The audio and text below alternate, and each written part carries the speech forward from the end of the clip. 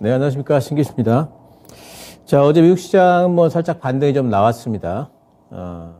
어제 이제 발표가, 주간 신규 실업수당 청구 건수가 있죠. 근데 23만 건 나왔는데요. 이게 이제 전주 대비해가지고 4천 건 올라간 겁니다. 그러니까 신규 실업수당을 청구한 사람이 더 많아졌다는 뜻은, 해고자가 더 많아졌다 이거죠. 그러니까 고용이 조금씩 안 좋아지고 있다 이렇게 볼 수가 있는 거죠. 또 2주 이상 실업수당을 이제 받아가는 사람들 그 건수 계속 실업수당 청구 건수라고 하는데요. 167만 건 나왔는데 지난 2월 이후에 최고치입니다. 그러니까 실업자가 조금 늘고 있다라고 이제 뭐 해석을 할 수가 있기 때문에 이런 부분들은 이제 그동안에 이제 시장을 굉장히 좀 불안하게 만들고 있는, 연준의 이제 긴축에 대한 어떤 그 완화. 그러니까 2월 달에도 0.5%를 올릴 것인가에 대한 부분에 대해서, 조금은 좀 긴장감을 늦출 수 있는 이제 데이터가 되겠죠. 이러면서 어제 이제 살짝 그 S&P 500 좀 올라갔습니다. 국제 유가가 또 어제 추가 하락을 했는데요. 유가 차트 잠깐 보도록 하겠습니다. WTI 기준으로 어제 71.46불에서 마감을 했네요. 유가가 요즘에 이제 보면은, 이제 주봉을 좀 볼까요? 주봉으로 보시면은, 그냥 내려오는 추세로만 본다면은 70달러를 깰 것 같아요. 거의 한 65달러 부분까지도 내려올 수 있는 여지가 좀 있는 것 같습니다. 이렇게 유가가 빠지는 부분은 현재 상황에서 두 가지 측면이 있어요. 첫 번째는 경기 둔화 때문에 빠지는 거니까 경기 둔화 우려가 있고요. 두 번째는 이제 뭐냐면은 유가나 에너지가 차지하는 CPI에서 유가나 에너지가 차지하는 비중이 상당히 높기 때문에 이거는 이제 인플레이션이 상당히 좀 둔화되겠구나, 물가가 둔화되겠구나 하는 이제 기대감이 되겠죠.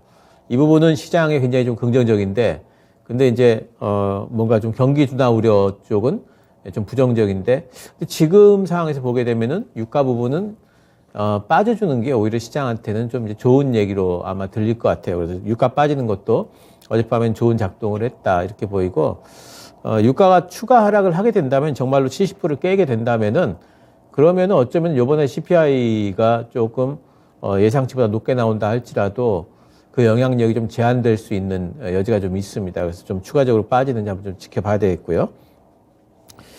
미국 증시 같은 경우에는 이제 경계성 움직임은 여전할 걸로 봅니다. 자, 차트 잠깐 보시면은요, S&P 500입니다. S&P 500이 지금 100일선에 걸쳐 있어요. 100일선에 딱 걸쳐가지고 3일째 지금 100일선을 깨지는 않고 대기 중입니다. 대기 중인데, 오늘 밤에 이제 생산자 물가 지수 발표가 있죠. PPI 발표가 있고요. 그리고 다음 주에 이제 CPI 발표, 또 FOMC까지 연달아서 지금 계속 대기 중입니다. 그래서 이런 것들이 과연 어떻게 나오느냐.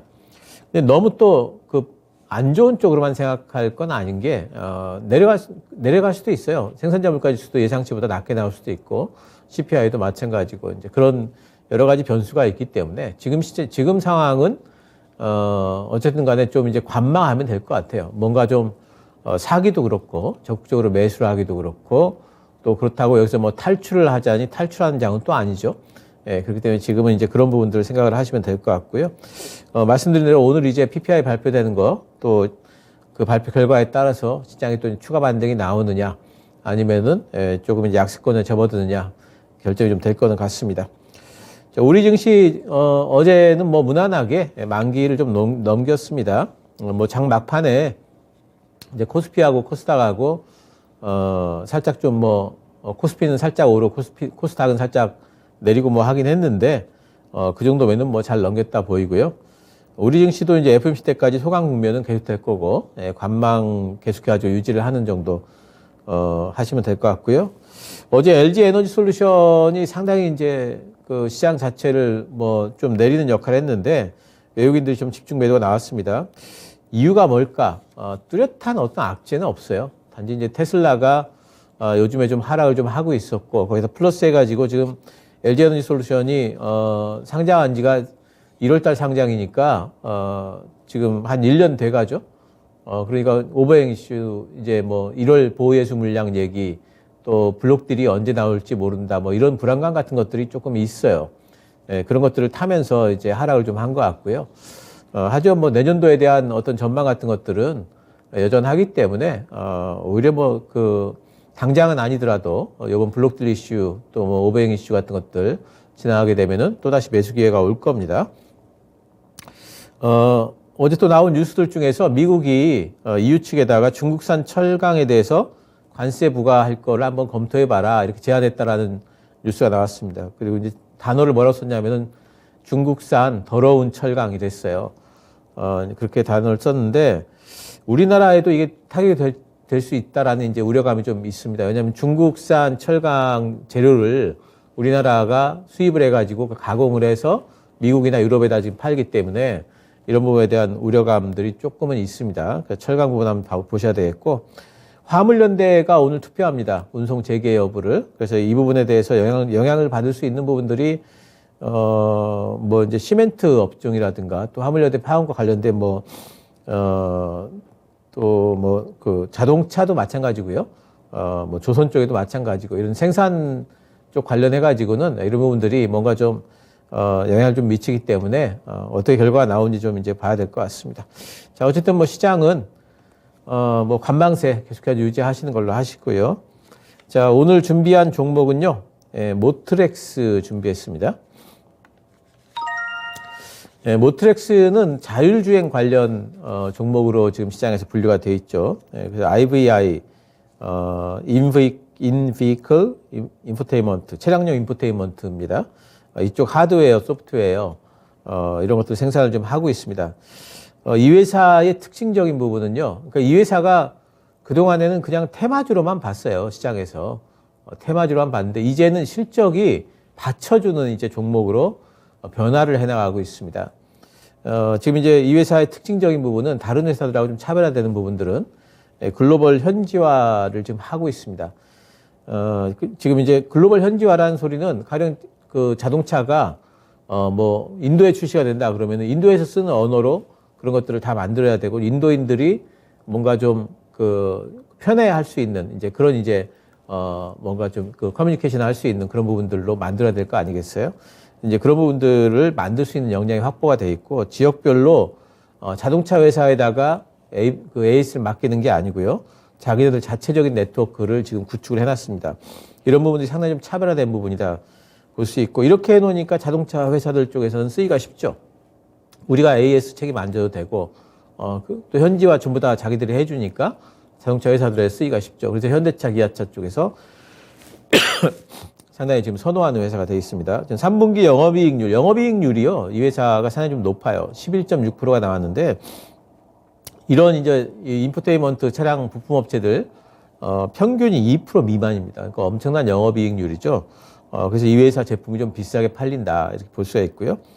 또 3분기 때까지 누적 영업이익이 360억입니다. 작년 대비해 가지고 33% 좀 늘었고요.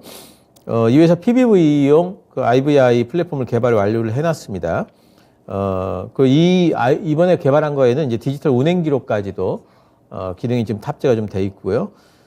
PBV에는 이제 디지털 운행 기록이 상당히 좀 중요합니다. 왜냐하면 이제 목적에 따라 가지고 뭐 가령 이제 택시용으로 나간다 이러면은 운행 기록 같은 것들이 저절로 쌓이게 된다면은 이런 것들은 상당히 좀 중요한 데이터거든요. 요즘에 우리나라에서 지금 PBV 하고 있는 쪽은 기아가 제일 먼저 하고 있죠. 니로 플러스에 이제 적용이 됐고요. 앞으로 이제 기아 쪽에서 PBV 계속 나올 텐데, 여기에 이제 출시 모델에 아마 이 회사께 거의 적용이 될 겁니다. 거의 유력할 걸로 지금 보고 있고. PBV용으로 이제 굉장히 좀 잘 나가는 이유 중에 하나가 개발하는 개발주의가 상당히 좀 짧아요. 이 회사가. 그동안에 많이 기술이 좀 축적이 돼 있기 때문에. 그래서 PBV는 다품종 소량 어떤 생산이 좀 중요합니다. 그래서 그런 부분에 좀 최적화되어 있다 보셔야 되겠고, 또 이 외에도 뭐 배터리팩이라든가 또 전기차 충전기 이런 쪽에도 계속해서 진출하고 있습니다.